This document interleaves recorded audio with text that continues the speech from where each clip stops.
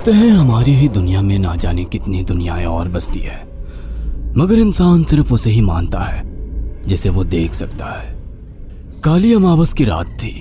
चारों ओर सिवाय हवाएं और शोर के अलावा कुछ भी नहीं था। राजन को आज घर लौटने में देर हो गई थी। रात के सन्नाटे को वो अपनी साइकिल से चीरता हुआ चला जा रहा था। वो गांव की नदी तक पहुंचा ही था कि तभी उसे नदी के पास एक काला साया दिखाई दिया जो नदी के किनारे पानी को घूरे जा रहा था। इतनी रात को नदी के पास देखकर राजन के ना जाने क्यों रोंगटे खड़े हो गए। उसे ऐसा महसूस हुआ मानो उसके पैर साइकिल के पैडल पर जम गए हो। राजन कपकपाते हुए होठों से बोला, कौन है वहां पर? राजन ने इतना बोला ही था कि अचानक वो साया बिजली की रफ्तार से दौड़ता हुआ राजन के नजदीक आ गया। राजन की नजर जैसे ही उस साये पर पड़ी, उसके हालत से एक भयानक चीख निकल गई।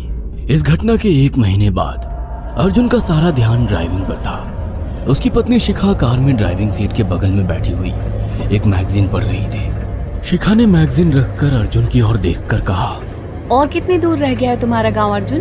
बस थोड़ी दूर रह गया है, आधे घंटे में हम पहुंच जाएंगे। तुम्हारे चेहरे पर इतनी टेंशन क्यों है? टेंशन क्यों नहीं होगी शिखा, मैंने अपनी माँ को बगैर बताए तुमसे लंदन में शादी जो कर ली।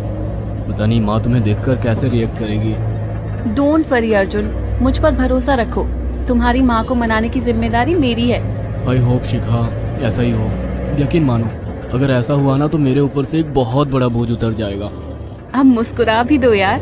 अच्छा, तुम बता रहे थे कि गांव में तुम्हारी बहुत बड़ी हवेली बनी हुई है, कुछ बताओ ना अपनी हवेली के बारे में। अरे 15 मिनट में हम वैसे भी पहुंचने वाले हैं, तुम खुद देख लेना। कुछ ही देर में अर्जुन अपने गांव वीरपुर अपनी हवेली में खड़ा हुआ था।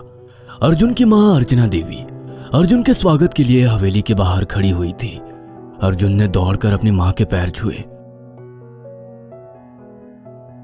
और डरते हुए बोला, ये शिखा है मां, मेरी पत्नी।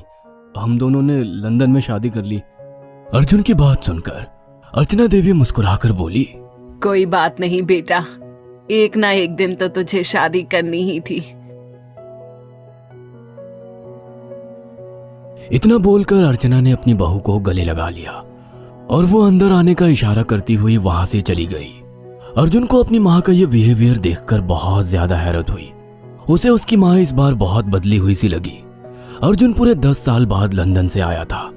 अर्जुन उन्हीं ख्यालों में खोया हुआ था कि उसके कानों में उसकी पत्नी शिखा की आवाज टकराई। अब क्या बाहर ही खड़े रहने का इरादा है क्या? अंदर नहीं चलोगे?